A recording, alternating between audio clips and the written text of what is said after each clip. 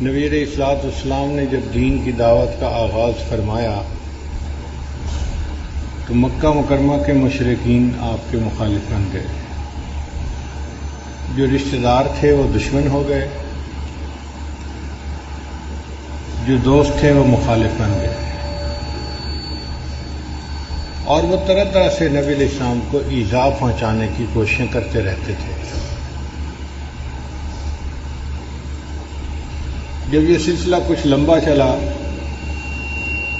تو مشرکین نے سوچا کہ ہم کوئی ایسی بات کریں کہ جس سے واضح ہو جائے کہ یہ اللہ کے رسول نہیں ہے، اور اس کے لیے انہوں نے یہودیوں سے مدد مانگی. چنانچہ مکہ کے مشرکین نے نضر بن حارث اور ایک اور مشرک کو مکہ مکرمہ سے مدینہ طیبہ بھیجا کہ آپ لوگ ہمیں ہیلپ کریں کہ ہم ان سے کون سا سوال پوچھیں کہ یہ لاجواب ہو کر کہہ دیں کہ میں اللہ کا رسول نہیں ہوں. یہودی چونکہ علماء تھے اور ان کے پاس کتاب کا علم تھا، انہوں نے بڑے غور خوض کے بعد ان کو 3 سوال بتائے. پہلا سوال کہ یہ آپ ان سے پوچھیں کہ روح کیا چیز ہے، کیونکہ یہ ایسے سوال ہیں کہ جن کا جواب اللہ کے پیغمبر کے سوا کوئی دوسرا بندہ نہیں دے سکتا.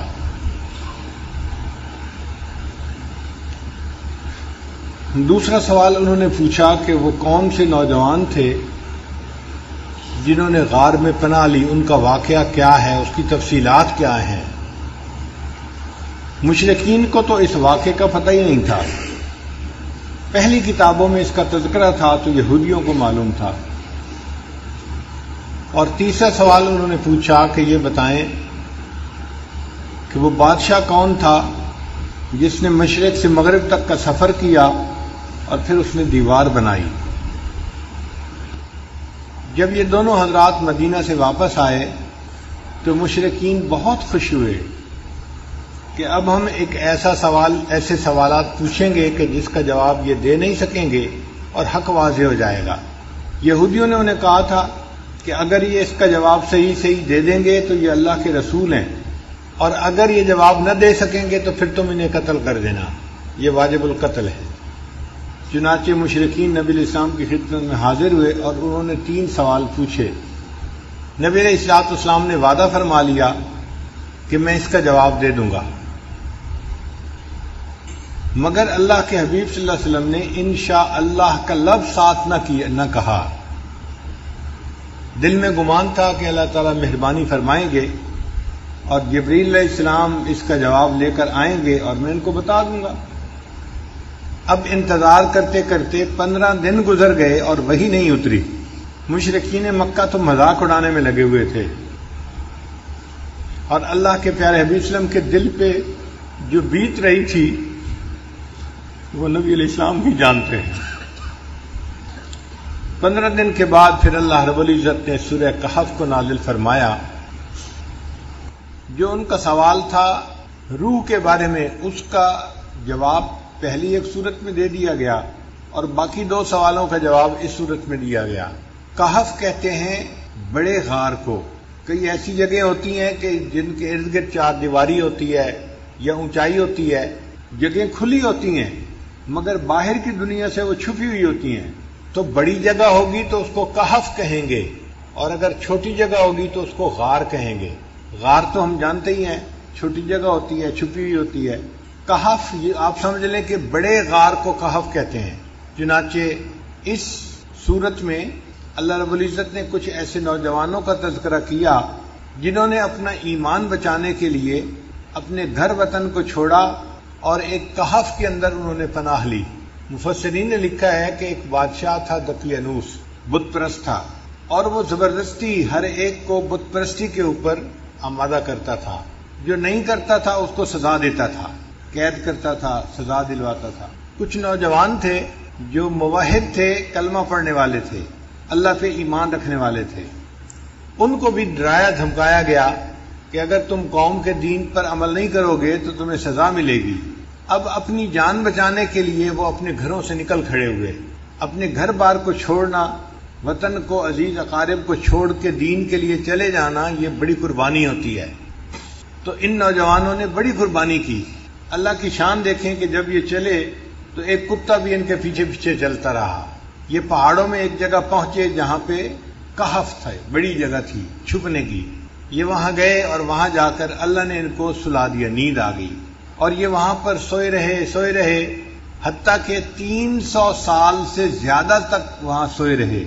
اللہ تعالیٰ اپنی قدرت سے ان کی کروٹیں بدلتے رہے اور کتا اس کہف کے دروازے کے اوپر بیٹھ کے پہرا دیتا رہا. 310 سال گزرنے کے بعد پھر ان کی آنکھ کھلی تو انہوں نے ایک دوسرے سے معلوم کیا کہ ہمیں سوئے ہوئے کتنی دیر گزر گئی. انہیں یوں لگ رہا تھا کہ ایک دن گزرا ہے یا دن کا کچھ حصہ گزرا ہے، لیکن یہ نہیں جانتے تھے کہ 300 سال گزر گئے ہیں. پھر انہوں نے کہا کہ اچھا بھوک لگی ہے تو ہم میں سے ایک بندہ چلا جائے اور شہر سے جا کے کھانا لے کے آئے. زیادہ لوگ جائیں گے تو لوگوں کو ہمارا پتہ چل جائے گا کہ یہ کون لوگ ہیں، اور پھر ہمارے لیے ایمان کو حفاظت مشکل ہو جائے گی. تو ایک بندے کو بھیجیں. ایک بندے کا چھپ کے جانا، کوئی چیز لے کے آنا آسان ہوتا ہے، مگر جاتے ہوئے انہوں نے اس کو نصیحت بھی کی کہ دیکھو آپ جا رہے ہو، کوئی جھگڑے والی بات نہ کرنا، جس سے بات کرنی ہو نرمی سے بات کرنا. وَلْيَتَلَطَّفْ، نرمی کے انداز سے بات کرنا.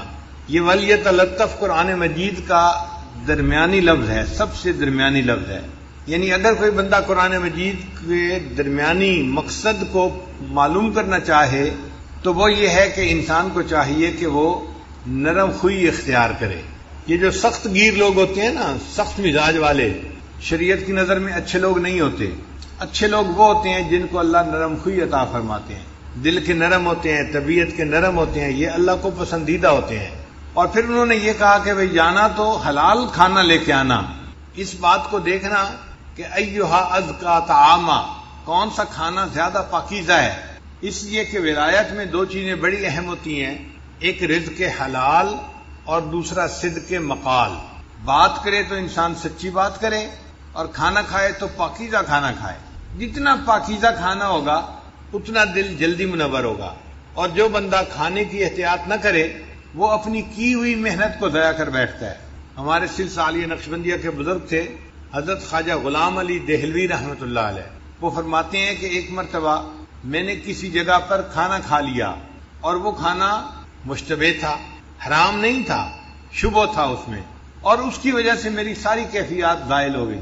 میں نے آ کے اپنے شیخ حضرت مرزا مظہر جانا رحمۃ اللہ علیہ کو بتایا کہ حضرت میں نے تو ایک جگہ لقمہ کھا لیا اور میری کیفیت چلی گئی. حضرت نے فرمایا کہ آپ استغفار کرو اور روزانہ میرے پاس آؤ تاکہ میں تمہارے اوپر توجہ ڈالوں. فرماتے ہیں 40 دن مرزا مظہر جانا رحمۃ اللہ علیہ نے جب توجہ ڈالی تب جا کر میری کیفیتیں واپس آئیں. ایک مشتبہ لقمہ کھانے سے کیفیتیں چلی گئیں اور 40 دن شیخ کی توجہ کے بعد پھر واپس لوٹی. تو اس لیے کھانے پینے میں احتیاط بڑی ضروری ہوتی ہے. اس لیے کھانے کے فرائض میں سے یہ فرض ہے کہ کھانے والا دیکھے کہ یہ حلال ہے یا نہیں. اور حلال اور حرام دیکھنا تو نسبتاً آسان ہوتا ہے، جو مشتبہ ہوتا ہے وہ اور زیادہ مشکل ہے. ہمارے حضرت مرشد عالم رحمۃ اللہ علیہ کے بڑے صاحبزادے حضرت مولانا عبد الرحمن قاسمی رحمۃ اللہ علیہ واقعہ سنانے لگے کہ ایک مرتبہ حضرت مرشد عالم رحمۃ اللہ علیہ بیرون ملک کے سفر پر گئے ہوئے تھے اور حضرت خواجہ عبد المالک صدیقی رحمۃ اللہ علیہ وہ اسلام آباد تشریف لائے ہوئے تھے اور واپسی پہ وہ چکوال تشریف لے آئے. تو کہنے لگے کہ میں اب گھر میں تھا تو مجھے ہی سارا انتظام کرنا تھا. میں نے حضرت کو بٹھایا اور اماں جی کو بتایا کہ امی حضرت تشریف لائے ہیں، آپ کھانا بنا دیجیے. اور جب کھانے کا وقت آیا تو میں نے کھانا لے کے دسترخوان کے اوپر لگایا اور حضرت صدیقی رحمۃ اللہ علیہ سے عرض کیا کہ حضرت آپ کھانا کھائیے. حضرت دسترخوان پہ تو بیٹھے رہے لیکن کھانا نہیں کھایا. جب میں نے دوسری تیسری دفعہ کہا کہ حضرت کھانا کھائیں تو حضرت نے میری طرف دیکھ کر مجھ سے کہا کہ تمہارے گھر میں یہ سور کیسے داخل ہوا؟ تمہارے گھر میں یہ سور کیسے داخل ہوا؟ کہنے لگے میرے تو چکے چھوٹ گئے، پسینہ آ گیا کہ حضرت کیا فرما رہے ہیں کہ تمہارے گھر میں یہ سور کیسے داخل ہوا؟ میں گھر آیا اور میں نے اماں جی سے کہا کہ اماں جی حضرت کھانا نہیں کھا رہے اور فرما رہے ہیں کہ تمہارے گھر میں یہ سور کیسے داخل ہوا؟ کہنے لگے کہ اماں جی نے سر پکڑ لیا اور کہنے لگی او ہو مجھ سے بڑی غلطی ہوئی، میں ہمیشہ حضرت کا کھانا اپنے گھر سے بنایا کرتی تھی، یہ میری جو پڑوسن عورت ہے یہ مدتوں سے مجھے کہہ رہی تھی کہ تمہارے شیخ جب آئیں گے تو ان کا کھانا ایک وقت کا میں بناؤں گی، تو پڑوس کا لحاظ کرتے ہوئے میں نے اسے کہہ دیا تھا کہ حضرت آئے ہیں کھانا آپ بنا دو، یہ کھانا ہمارے گھر کا نہیں پکا ہوا، یہ پڑوسی کے گھر کا پکا ہوا ہے۔ صاحبزادہ صاحب کہنے لگے کہ میں نے سوچا کہ وہ تو سکول ماسٹر تھے تو ان کا حرام کا مال کیسے ہو گیا، وہ تو ڈیوٹی دیتے ہیں اور تنخواہ کا پیسہ لیتے ہیں، حرام کا پیسہ تو نہیں۔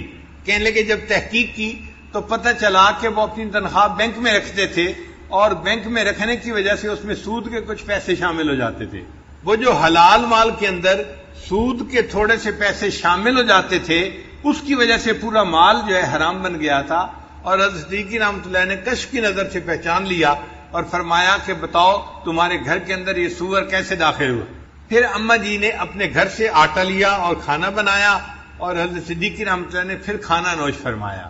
اس لیے ولایت کے میدان میں دو چیزیں بڑی اہم ہیں، رزق حلال اور صدق مقال، انسان بات کرے تو سچ بات کرے، جھوٹ سے بچے، اور دوسری بات کہ انسان کھانا کھائے تو حلال کھائے، کیونکہ اگر حرام کھانا ہوگا تو حدیث مطابق حدیث پاک میں آتا ہے کہ اس بندے کی دعا قبول نہیں کی جاتی۔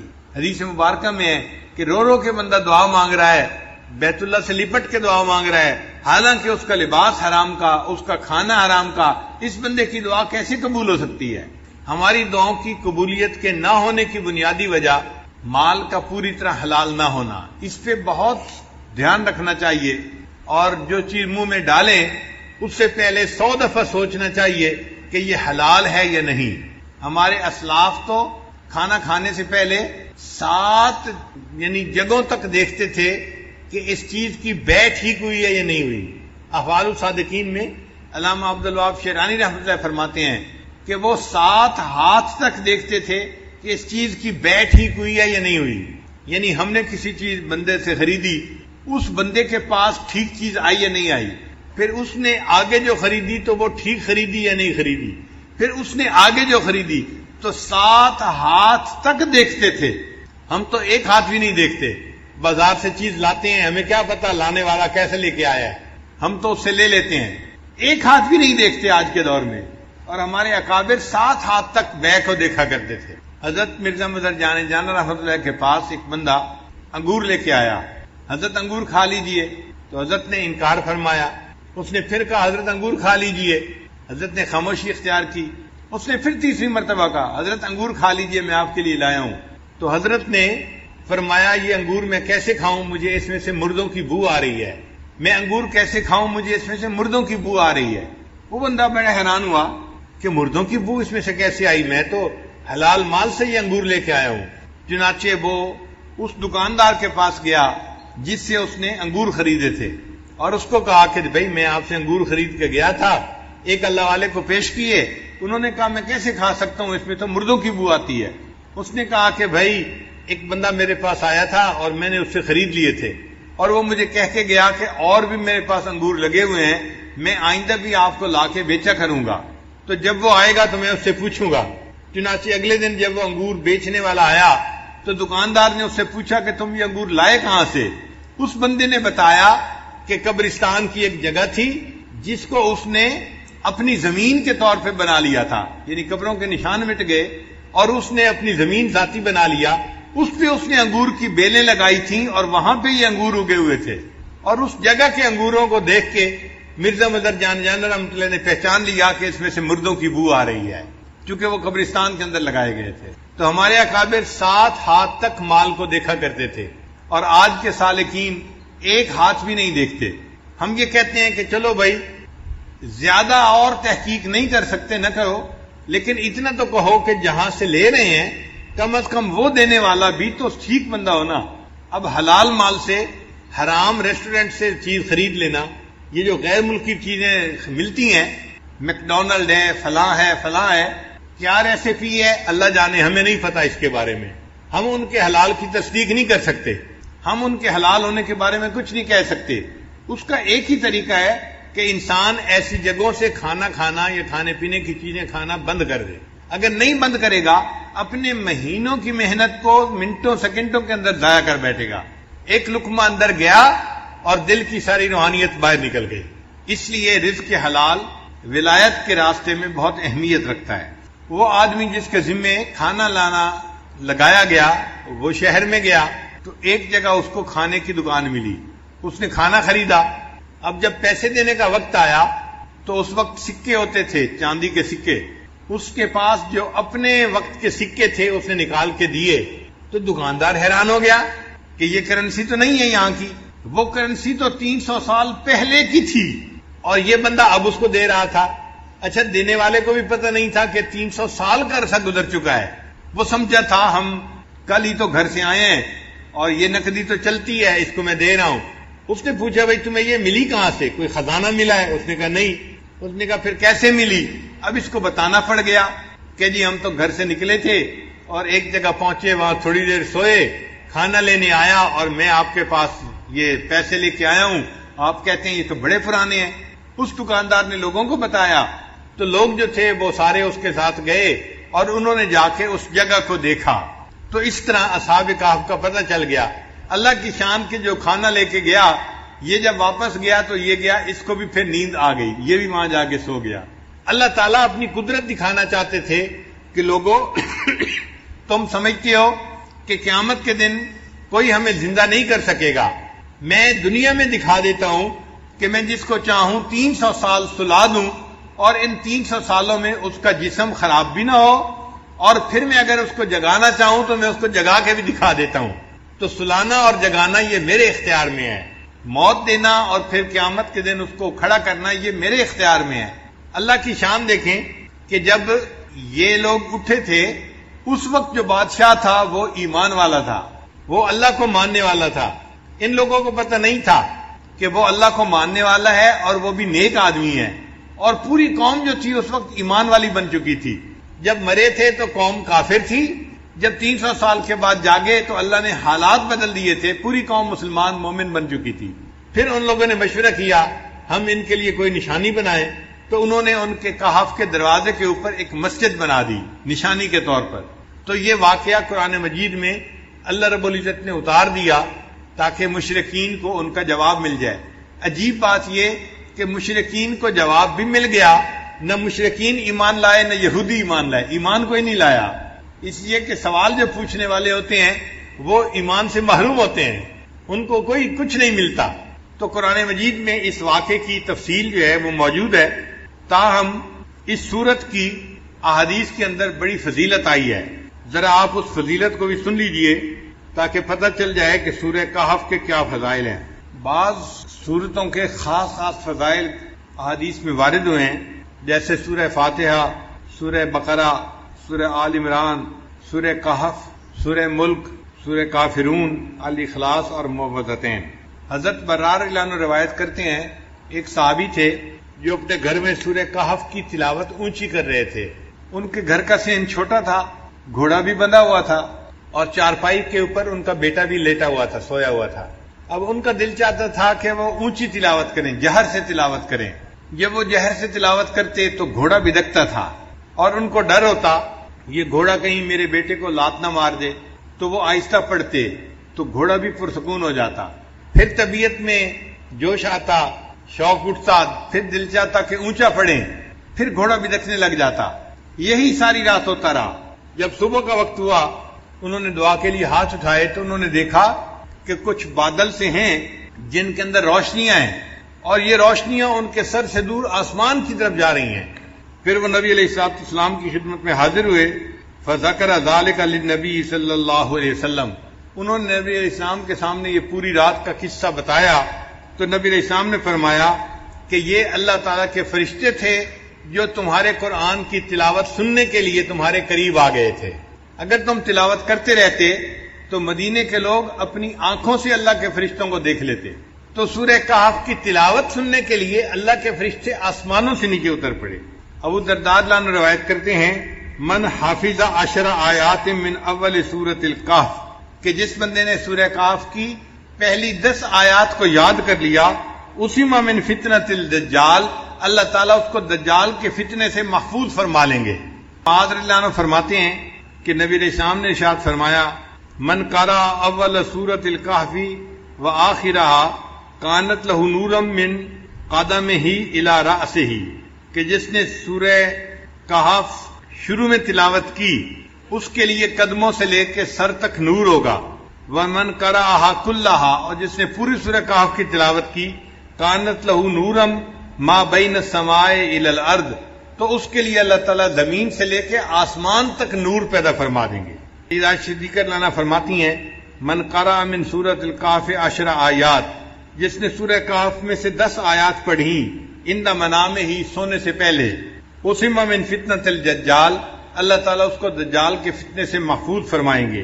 ابن عباس لانا فرماتے ہیں کہ نبی علیہ السلام نے ارشاد فرمایا سورۃ الکہف تدعا فی التوراۃ حائل، کہ سورہ کہف کا نام تورات کے اندر حائل تھا۔ حائلہ، حائلہ کیا مطلب؟ حائل ہونے والی، یعنی یہ بندے اور قبر کے عذاب کے درمیان حائل ہونے والی صورت ہے، بندے اور شیطان کے درمیان حائل ہونے والی صورت ہے۔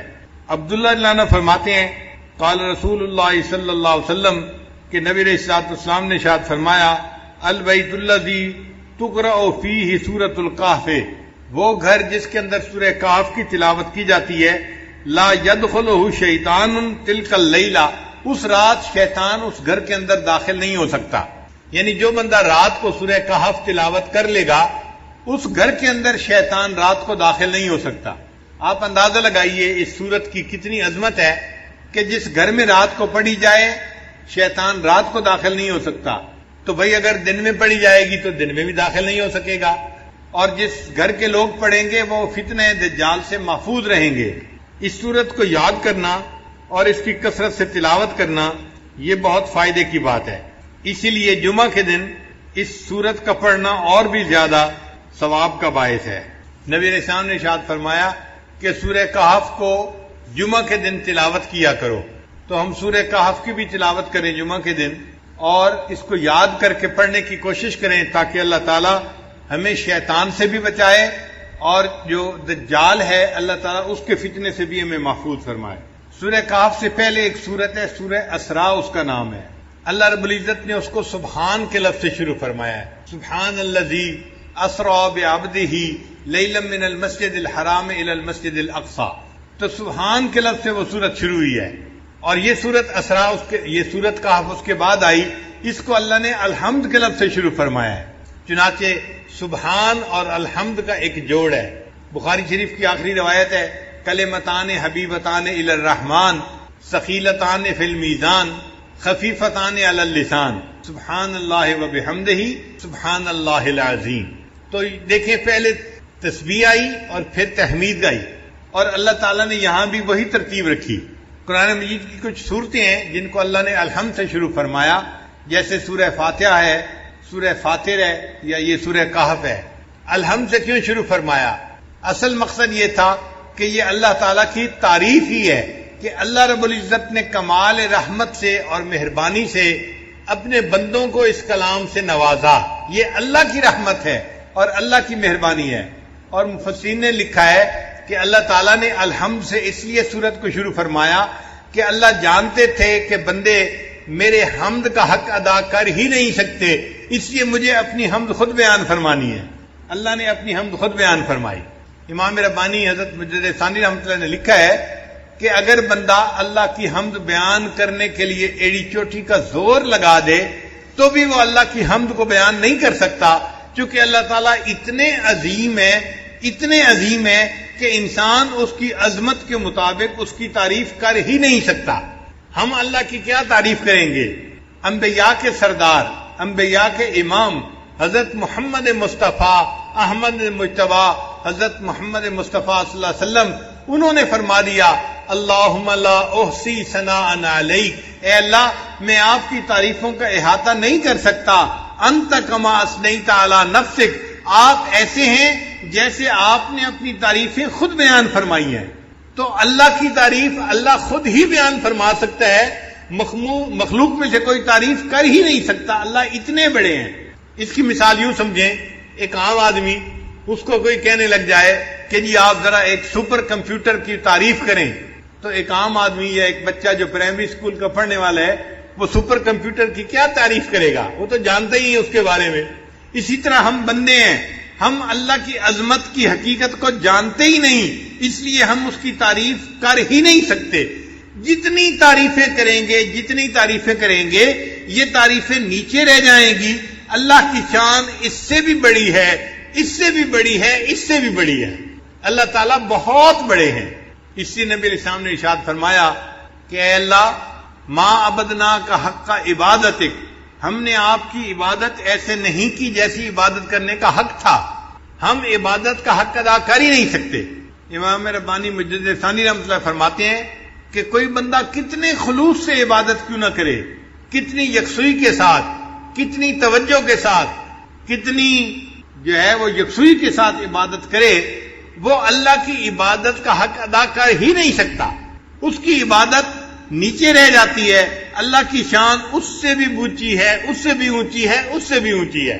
اب یہاں پہ ایک سوال پیدا ہوتا ہے کہ جب ہم اللہ تعالیٰ کی حمد بیان کر ہی نہیں سکتے جیسے اللہ تعالیٰ اونچے ہیں، حمد کے لائق ہیں، پھر ثواب کیوں ملتا ہے؟ پھر ثواب کیوں ملتا ہے بندے کو؟ تو علماء نے اس کا جواب دیا۔ علماء جواب دیتے ہیں کہ اگر باپ اپنے بیٹے کو اسکول داخل کروائے نا، اور شام کو بچہ گھر واپس آئے اور آ کے کہ ابو میں نے لکھنا سیکھا ہے، باپ کہتا ہے بیٹا دکھاؤ تختی، تو بیٹا تختی دکھاتا ہے، اس نے ٹیڑھی سیڑھی لائنیں لگائی ہوتی ہیں، کچھ سمجھ میں نہیں آ رہا ہوتا، لیکن باپ اس کو انکریج کرنے کے لیے، اس کا دل رکھنے کے لیے اس کو آئس کریم انعام لے کے دے دیتا ہے۔ یہ جو آئس کریم کا انعام ہے یہ خوش خطی کا انعام نہیں ہے، یہ اس کا دل رکھنے کے لیے اس پر شفقت کا اظہار ہے۔ اسی طرح اللہ جو ہماری عبادتیں قبول کرتے ہیں وہ ہماری عبادتوں کی کوئی اچھائی نہیں ہوتی، بلکہ اللہ ان اللہ بالناس لرؤوف الرحیم، اپنے بندوں پر رؤوف اور رحیم ہے، اس کی رافت اور رحمت کا یہ تقاضا ہے، اللہ اپنے بندوں کی ٹوٹی پھوٹی عبادت پر بھی ان کو اجر عطا فرما دیتا ہے۔ اس لیے اللہ تعالیٰ نے اس سورت کو الحمد کے لفظ سے شروع فرمایا، الحمدللہ الذی انزل علی عبدہ الکتاب ولم یجعل لہ عوجا، سب تعریف اللہ ہی کے لیے ہے جس نے اپنے بندے پر کتاب نازل فرمائی اور اس کتاب میں ذرا بھی کجی نہیں رکھی۔ یعنی یہ کتاب ایسی ہے کہ اس میں کوئی کمی نہیں، کوئی کجی نہیں ہے، نہ کوئی آپس میں ایک دوسرے کے ساتھ فرق ہے، نہ کوئی کمزوری ہے، کسی قسم کی کوئی کمزوری ہے ہی نہیں۔ یہ ایسی کتاب ہے کہ جو بالکل ہر قسم کے سقم سے پاک اور بالا تر کتاب ہے، اللہ کا کلام ہے، قیمہ، استقامت دینے والی کتاب ہے۔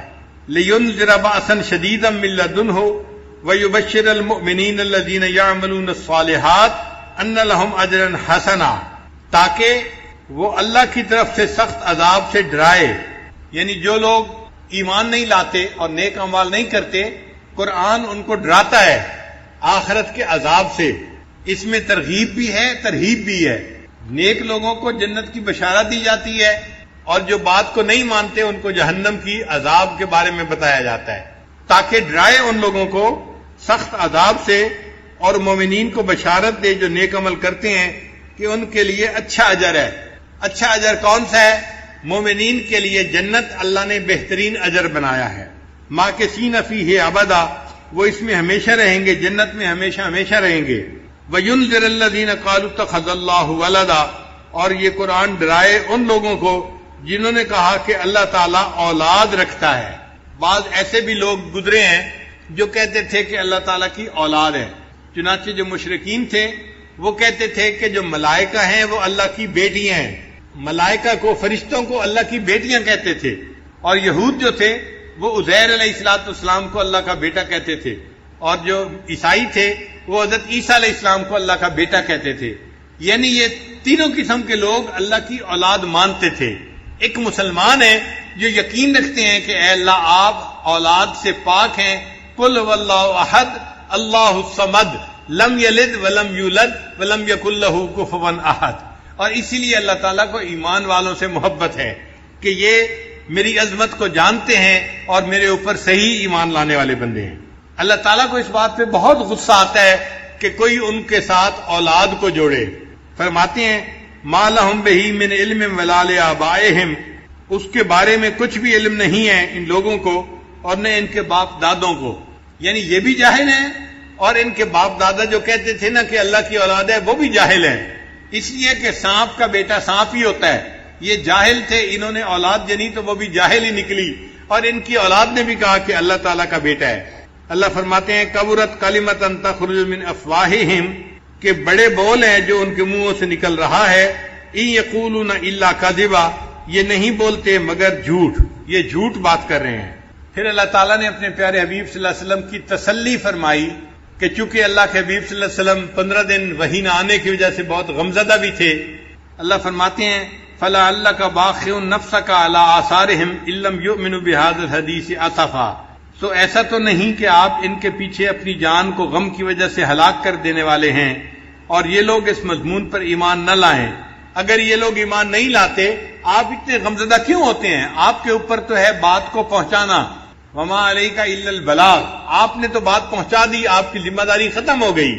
اب اگر یہ ایمان نہیں لاتے تو اے میرے حبیب صلی اللہ علیہ وسلم آپ کتنا غم کیوں کرتے ہیں؟ آپ کیوں اپنے آپ کو پریشانی میں ڈالتے ہیں؟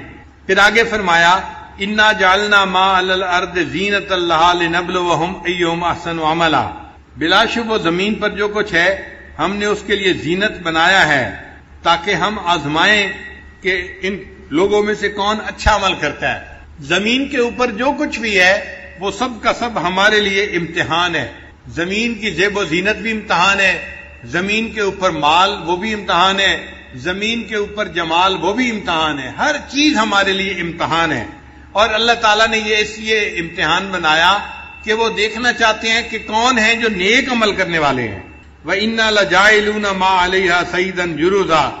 اللہ فرماتے ہیں اور زمین پر جو کچھ ہے بلا شبہ ہم اسے بالکل صاف میدان بنا دینے والے ہیں. اور یہ چند دن کی بات ہے، یہ جو کچھ ہے ایک وقت آئے گا کہ ہر چیز مٹ جائے گی، یہ سب مٹی کی ڈھیری بن جائے گی اور اللہ تعالیٰ زمین کو چٹیل میدان بنا دیں گے. یہ زمین کے اوپر جو درخت نظر آ رہے ہیں یا عمارتیں نظر آ رہی ہیں یہ سب ختم ہونے والی چیزیں ہیں، یہ فانی چیزیں ہیں، ان سے دل لگانا بے وقوفی کی بات ہے. اب نبی علیہ السلام کو تسلی دینے کے بعد اللہ رب العزت نے اصحاب کہف کا قصہ اب شروع فرمایا. فرماتے ہیں ام حسبت ان اصحاب الکہف والرقیم کانوا من آیاتنا عجبا. کیا آپ نے یہ خیال کیا ہے کہ کہف اور رقیم والے ہماری نشانیوں میں سے عجیب چیز تھے؟ کہف کہتے ہیں بڑے غار کو، اور رقیم کا لفظ رقم سے ہے. رقم قرآن پاک کا لفظ ہے، اس کا معنی ہوتا ہے لکھنا، اور اردو میں بھی استعمال ہوتا ہے. رقم نمبر ہم استعمال کرتے ہیں اردو زبان میں بھی. تو رقیم جو ہے اصل میں ایک پلیٹ تھی جس کے اوپر قوم نے ان اصحاب کہف کے بارے میں کچھ لے کے اس کو کہف کے دروازے کے اوپر فکس کر دیا تھا. آج کل لوگ بھی اپنے گھروں کے اوپر بھی پلیٹیں لگا دیتے ہیں اور اپنی فیکٹریوں کے اوپر بھی نشان لگا دیتے ہیں. تو اس زمانے میں ایک پتھر کے اوپر کچھ لکھ کر لگا دیا گیا تھا تو اس کو رقیم کہا گیا، وہ جو پلیٹ بنا دی تھی انہوں نے. تو اصحاب کہف تو تھے اس غار کی وجہ سے، اور رقیم تھے اس پلیٹ کی وجہ سے جو دروازے کے اوپر لگا دی گئی تھی، تو ان کو اصحاب کہف و رقیم کہا گیا. اللہ فرماتے ہیں اذ اول فتیۃ الی الکہف فقالوا ربنا آتنا من لدنک رحمۃ وہیئ لنا من امرنا رشدا. کہ جب جوانوں نے غار میں ٹھکانہ پکڑا تو انہوں نے کہا اے ہمارے رب اپنے پاس سے ہمیں رحمت عطا فرما اور ہمارے لیے ہمارے کام میں اچھی صورتحال مہیا فرما. قرآن مجید کی یہ خوبی ہے کہ وہ جب کوئی قصہ بیان کرتا ہے تو اس کی جزیات کے اندر نہیں جاتا، چونکہ وہ بے فائدہ ہوتا ہے. کام کی بات سے کام رکھتا ہے، جو اصل مقصود ہے وہ پہنچا دیتا ہے اور اس سے مقصد پورا ہو جاتا ہے. تو قرآن مجید نے یہ نہیں کہا کون سا زمانہ تھا، کون سا بادشاہ تھا اور کیا واقعہ پیش آیا. اتنا کہا کہ وہ چند نوجوان تھے جو غار کے اندر داخل ہوئے اس لیے کہ وہ اپنے ایمان کو بچانا چاہتے تھے، اور انہوں نے دعا مانگی ربنا آتنا من لدنک رحمۃ وہیئ لنا من امرنا رشدا.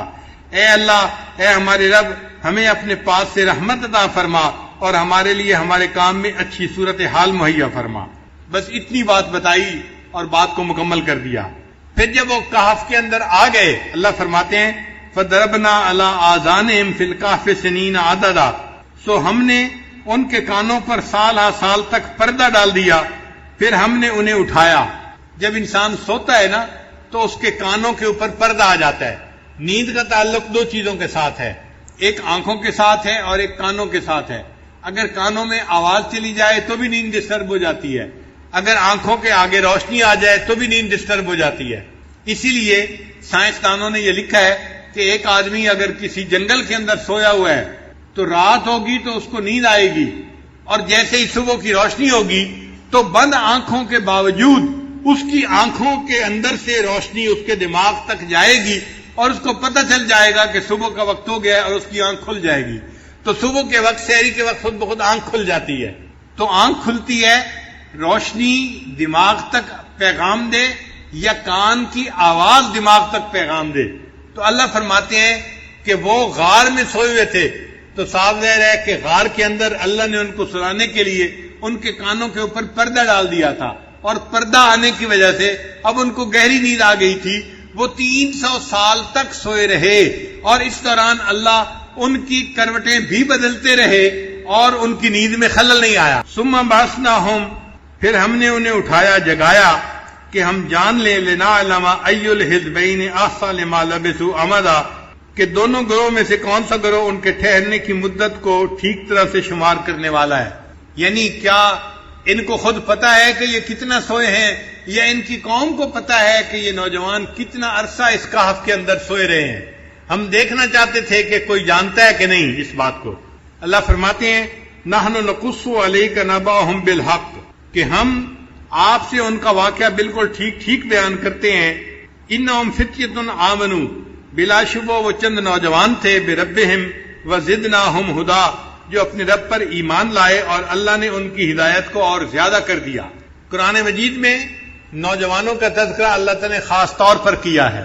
ایک سیدنا ابراہیم علیہ السلام کا تذکرہ اللہ نے کیا. وہ بھی نوجوان تھے اور اللہ کی توحید پہ قائم تھے, اور انہوں نے بتوں کو توڑ دیا تھا. فجعلہم جزازا, اور ان کے بارے میں لوگ کہتے تھے کہ انا سمعنا فتى یذکرہم یقال لہ ابراہیم, ہم نے ایک نوجوان کے بارے میں سنا ہے وہ ہمارے بتوں کے خلاف باتیں کرتا تھا. تو ابراہیم علیہ السلام کے جوانی کا تذکرہ اللہ نے قرآن مجید میں کیا ہے. ایک اللہ تعالیٰ نے حضرت یوسف علیہ السلام کی جوانی کا تذکرہ کیا ہے قرآن پاک میں. مصر کی عورتوں نے کہا تھا کہ ہم نے سنا ہے کہ جو بادشاہ کی بیوی ہے وہ اپنے جو ہے نوجوان غلام کے اوپر فریفتہ ہو گئی ہے, اس کے لیے بھی فتح کا لفظ استعمال کیا گیا ہے. اور ایک اللہ تعالیٰ نے اصحاب کہف کے لیے نوجوانوں کا لفظ استعمال کیا. اور ایک حضرت موسیٰ علیہ السلام کا جو خادم تھا یوشع بن نون, وہ بھی نوجوان تھا, اس کا بھی تذکرہ قرآن مجید میں ہوا. تو انہوں نے اپنے غلام سے پوچھا تھا کہ کھانے کی چیز لاؤ, تو اس نے بھی کہا تھا کہ جی وہ تو مچھلی تھی جو دریا میں چلی گئی, اس کے لیے بھی نوجوان کا لفظ استعمال ہوا ہے. یہ سب کے سب ایمان والے لوگ نوجوان لوگ تھے. اور عجیب بات ہے کہ نبی علیہ الصلوۃ والسلام نے جب دنیا میں نبوت کا دعویٰ فرمایا تو اللہ کے حبیب صلی اللہ علیہ وسلم بھی نوجوان تھے, 40 سال عمر تھی. 40 سال کی عمر کا بندہ تو نوجوان ہوتا ہے. اور پھر حضرت ابوبکر صدیق لانو کی عمر 38 سال تھی, 2 سال چھوٹے تھے, وہ بھی نوجوان تھے. حضرت عمر لانو اور چند سال چھوٹے تھے, وہ بھی نوجوان تھے. حضرت عثمان غنی بھی نوجوان تھے, اور حضرت علی لانو تو اور بھی اٹھتی جوانی تھی ان کی. اور ان کے بارے میں تو نبی علیہ الصلوۃ والسلام نے حدیث پاک میں بھی فرمایا کہ لا فتى الا علی, کہ کوئی نوجوان نہیں سوائے علی کے. تو علی کی جوانی کا تذکرہ تو اللہ کے حبیب صلی اللہ علیہ وسلم نے حدیث پاک میں بھی فرمایا ہے. یہ سب نوجوانوں کی جماعت تھی جنہوں نے دین کی بنیاد رکھی, اور اللہ تعالیٰ نے دین اسلام کی آبیاری ان نوجوانوں سے کروائی. ہمیشہ جب بھی دنیا میں کوئی انقلاب آتا ہے اس کے پیچھے نوجوان ہی ہوتے ہیں. تو یاد رکھیے گا, نوجوانوں کا جوش اور بوڑھوں کا ہوش, نوجوانوں کا جوش اور بوڑھوں کا ہوش. بوڑھوں میں عقل مندی ہوتی ہے, ان کا دماغ کام کرتا ہے, وہ صحیح فیصلے کر پاتے ہیں, اس لیے وہ صحیح جو ہے ڈیسیژن لیتے ہیں. تو بوڑھوں کا ہوش ضروری ہے, اور پھر کام کو کرنے کے لیے نوجوانوں کا جوش بھی ضروری ہے تاکہ کام اپنے پایہ تکمیل تک پہنچ جائے. تو یہ چند نوجوان تھے جن کا تذکرہ قرآن مجید نے کیا کہ یہ اپنے ایمان بچانے کے لیے غار کے اندر چلے گئے تھے. اللہ فرماتے ہیں وَرَبَطْنَا عَلَىٰ قُلُوبِهِمْ, ہم نے ان کے دلوں کو مضبوط کر دیا. اذ قاموا, جب وہ سونے کے بعد اٹھے, فقالوا, جب وہ کھڑے ہوئے, فقالوا, اور کہنے لگے ربنا رب السماوات والارض, ہمارا رب تو وہ ہے جو آسمان اور زمین کا رب ہے. لن ندعو من دونہ الہا لقد قلنا اذا شططا, ہم اس کے علاوہ کسی کو معبود نہیں بنائیں گے، اس صورت میں تو ہم یقینی طور پر بڑی زیادتی کرنے والے ہو جائیں گے۔ یعنی قوم کہتی تھی نا کہ تم بھی بتوں کو پوجو، تو وہ کہتے تھے کہ ہم بتوں کو نہیں پوج سکتے، ہم ایک اللہ کو ہی پوجیں گے۔ ہا اولائے قوم اتخذوا من دونہ الہ آلہہ، ہماری قوم کے لوگ ہیں جنہوں نے اللہ کے سوا دوسرے معبود بنا لیے ہیں۔ لولا یاتون علیہم بسلطان بین، کیوں نہیں لے آتے اس پر یہ کھلی ہوئی دلیل۔ فمن اظلم ممن افترى علی اللہ کذبا، سو اس سے بڑھ کر کون ظالم ہوگا جو اللہ تعالیٰ پر جھوٹی تہمت لگائے۔ وَإِذِ اعْتَزَلْتُمُوهُمْ، اور جب تم ان لوگوں سے اور ان کے معبودوں سے جدا ہو گئے، وَمَا يَعْبُدُونَ إِلَّا اللَّهَ فَآوُوا إِلَى الْكَهْفِ، تو جو اللہ کے سوا ہیں تو غار کی طرف پناہ لے لو۔ يَنشُرْ لَكُمْ رَبُّكُمْ مِنْ رَحْمَتِهِ، تمہارا رب تم پر اپنی رحمت پھیلا دے گا۔ وَيُهَيِّئْ لَكُمْ مِنْ أَمْرِكُمْ مِرْفَقًا، اور تمہارے مقصد میں اللہ تعالیٰ آسانی پیدا فرما دے گا۔ تو دیکھیں اللہ تعالیٰ نے ان کے ایمان کو بھی بچا لیا اور ان کو ایسے وقت میں جگایا کہ جب پوری قوم ایمان والی قوم بن گئی تھی۔ وہ کبھی سوچ بھی نہیں سکتے تھے ہم ایسا وقت بھی آنکھوں سے دیکھیں گے کہ پوری قوم جو بت پرست ہے وہ پھر ایمان والی قوم بن جائے گی۔ اللہ فرماتے ہیں وَتَرَى الشَّمْسَ إِذَا طَلَعَتْ تَزَاوَرُ عَنْ كَهْفِهِمْ، اور اے مخاطب تو دیکھے گا کہ جب سورج نکلتا ہے تو وہ ان کے غار سے داہنی طرف کو بچ کر گزر جاتا ہے۔ وَإِذَا غَرَبَتْ تَقْرِضُهُمْ ذَاتَ الشِّمَالِ، اور جب غروب ہونے لگتا ہے تو بائیں طرف سے کتراتا ہوا چلا جاتا ہے۔ وَهُمْ فِي فَجْوَةٍ مِّنْهُ، اور وہ غار کے ایک فراخ حصہ میں تھے۔ ذَلِكَ مِنْ آیاتِ اللَّهِ، یہ اللہ کی نشانیوں میں سے ہے۔ مَن يَهْدِ اللَّهُ فَهُوَ الْمُهْتَدِ، جسے اللہ ہدایت دے وہی ہدایت پانے والا ہے۔ وَمَن يُضْلِلْ، اور جس کو وہ گمراہ کرے، فَلَن تَجِدَ لَهُ وَلِيًّا مُرْشِدًا، تو اس کے لیے کوئی مددگار اور اس کو بتانے والا نہ پائے گا۔ یعنی اللہ رب العزت نے ان کا جو غار تھا نا، کہف تھا، اس کا معاملہ ایسے رکھا تھا کہ جب سورج طلوع ہوتا تھا تو بھی اس کی ڈائریکٹ دھوپ نہیں پڑتی تھی، کیونکہ ڈائریکٹ دھوپ پڑنے سے چیزوں کے اوپر اثر ہوتا ہے۔ اگر ان کے بدن پر ڈائریکٹ دھوپ پڑتی تو 300 سال میں ان کے بدن گل سڑ جاتے۔ اللہ ان کے بدن کو سلامت رکھنا چاہتے تھے، تو اللہ تعالیٰ نے ایسا معاملہ بنا دیا کہ سورج جب چڑھتا تھا یا غروب ہوتا تھا تو پہاڑ ایسا تھا کہ وہ اس کی دھوپ کو روک لیتا تھا اور ان لوگوں کے جسموں تک دھوپ جاتی نہیں تھی۔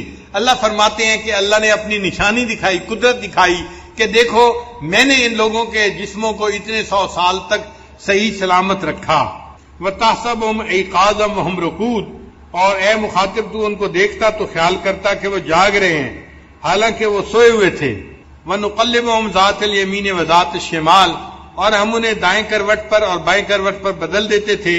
وَكَلْبُهُمْ بَاسِطٌ ذِرَاعَيْهِ بِالْوَسِيدِ، اور ان کا کتا دہانے کے اوپر یعنی غار کا جو دروازہ تھا اس کے اوپر اپنے ہاتھ بچھائے ہوئے بیٹھا تھا۔ یعنی کتا جب بیٹھتا ہے نا تو اپنے دونوں ہاتھ زمین پر یوں رکھ لیتا ہے، تو کتا اس طرح سے بیٹھا ہوا تھا کہ اگر دینے والا دیکھتا تو وہ یوں محسوس کرتا کہ کچھ لوگ ہیں جو لیٹے ہوئے ہیں، جاگ رہے ہیں، اور کتا ان کی حفاظت کے لیے بیٹھا ہے، تو دیکھنے والا یقیناً مرعوب ہو جاتا اور وہ دوڑ کے واپس جاتا۔ اللہ فرماتے ہیں لَوِ اطَّلَعْتَ عَلَيْهِمْ لَوَلَّيْتَ مِنْهُمْ فِرَارًا وَلَمُلِئْتَ مِنْهُمْ رُعْبًا، اگر تو انہیں جھانک کر دیکھ لیتا تو ان کی طرف سے پیٹ پھیر کر بھاگ جاتا اور ان کی وجہ سے تیرے اندر روب بھر جاتا۔ یعنی ایسا روب والا ماحول تھا کہ دیکھنے والا ڈر جاتا۔ وَكَذَلِكَ بَعَثْنَاهُمْ لِيَتَسَاءَلُوا بَيْنَهُمْ، اور اس طرح ہم نے انہیں اٹھایا کہ وہ آپس میں سوال کریں۔ قَالَ قَائِلٌ مِّنْهُمْ كَمْ لَبِثْتُمْ، ان میں سے ایک نے جاگنے کے بعد دوسرے سے پوچھا بھئی ہم کتنی دیر سوئے ہیں؟ وہ سمجھ رہے تھے کہ چند گھنٹے سوئے ہوں گے یا ایک دن سوئے ہوں گے۔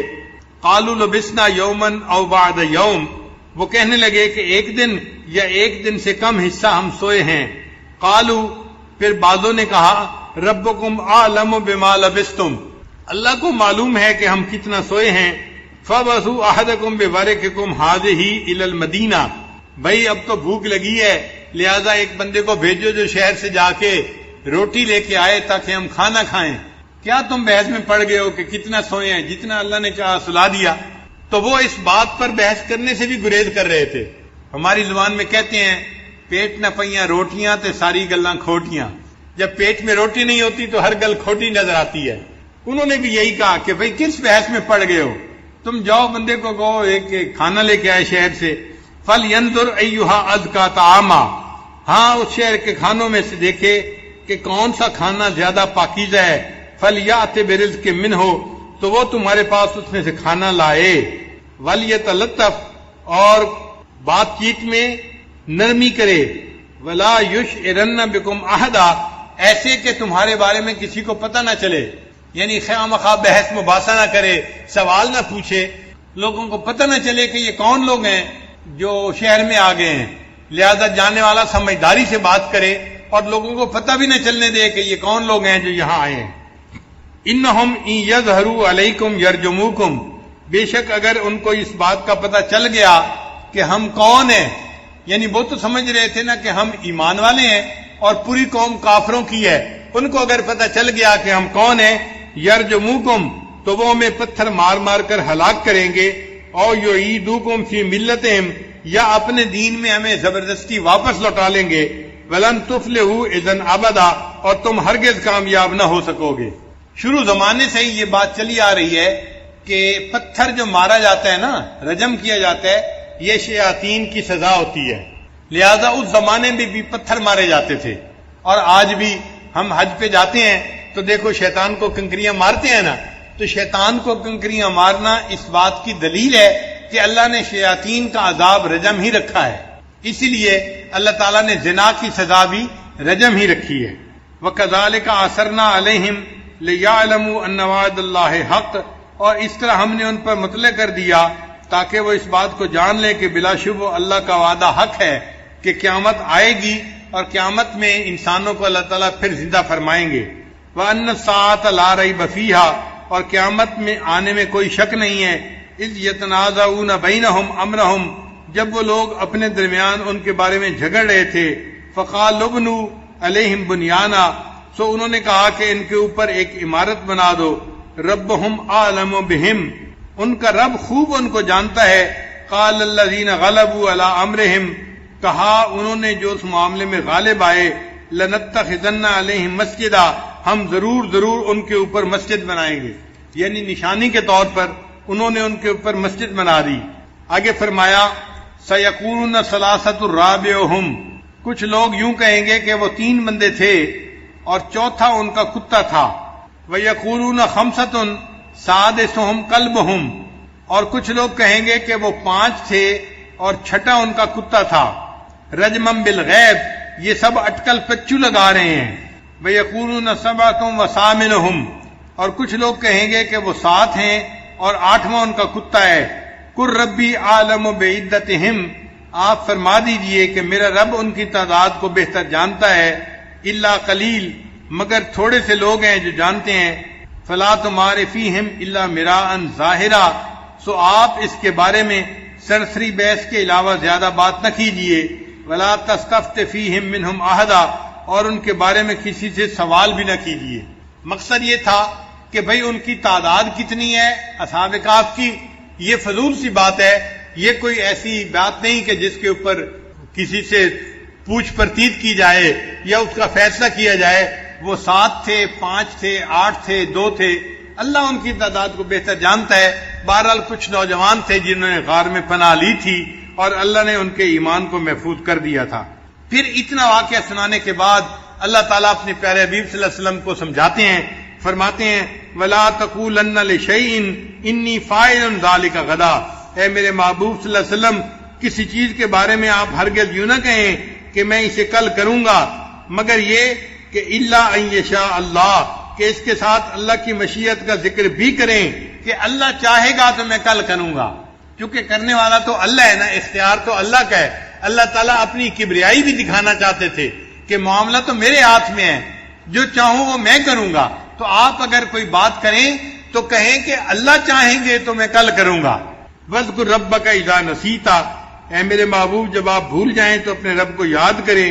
وَقُلْ عَسَىٰ أَن يَهْدِيَنِ رَبِّي لِأَقْرَبَ مِنْ هَٰذَا رَشَدًا، اور آپ یوں کہہ دیجئے کہ امید ہے میرا رب مجھے وہ بات بتا دے گا جو ہدایت کے اعتبار سے اس سے قریب تر ہے۔